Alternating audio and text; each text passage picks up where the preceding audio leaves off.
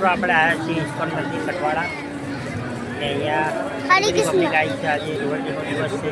આજે આપણે જોઈશું મંદિર છે તમે જોઈ રહ્યા છો ઇસ્કોન મંદિર કઠવાડા ગામ. એ કઠવાડાની અંદર ગામની અંદર લગભગ 2-3 કિલોમીટરના ડિસ્ટન્સમાં આવેલું છે.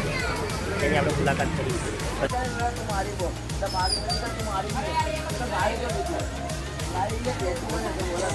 આ છે ઇસ્કોન મંદિર બહારથી અને આ પબ્લિક છે. ઘણો ટ્રાફિક જામ થાય છે છેક સુધી.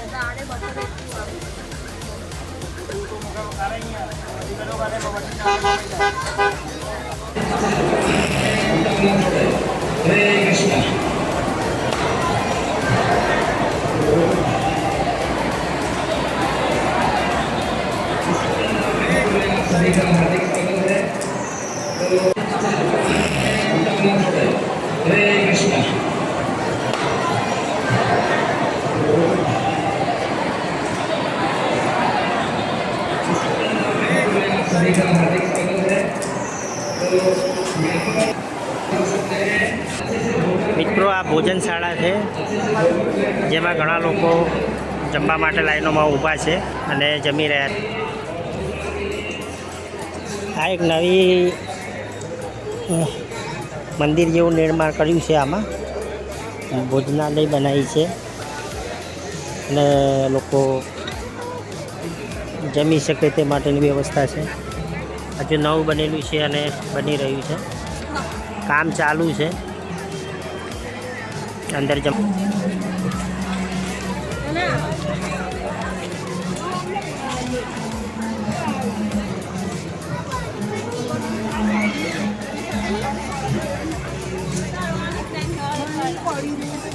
આ નવું ઇસ્કોન મંદિર નિર્માણ પામેલું છે કઠવાડામાં, જે કઠવાડા ગામની અંદરની લગભગ 2-3 કિલોમીટરની અંતરમાં આવેલું છે.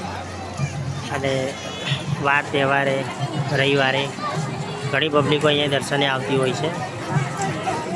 આ એક સારું પર્યટન સ્થળ બની શકે છે.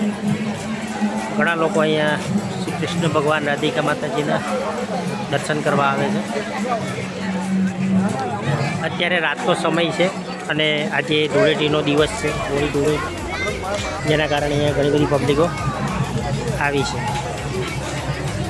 અહીંયા શ્રી નિત્યાનંદ પ્રભુ અને મહારાજ ચૈતન્ય નો આ રીતે મોટું મંદિર બનેલું છે. આ બાજુ કેન્ટીન જેવું છે જ્યાં બધી વસ્તુ મળે.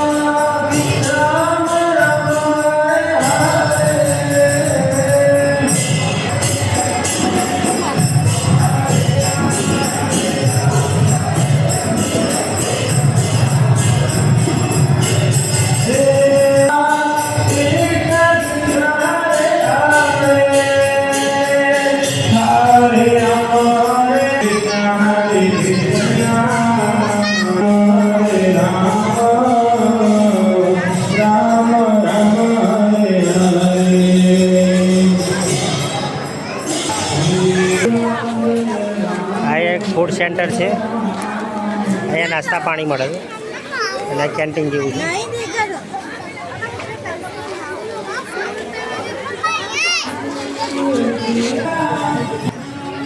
અહીંયા એક બગીચો આપેલો છે જેમાં પબ્લિક બેસે છે.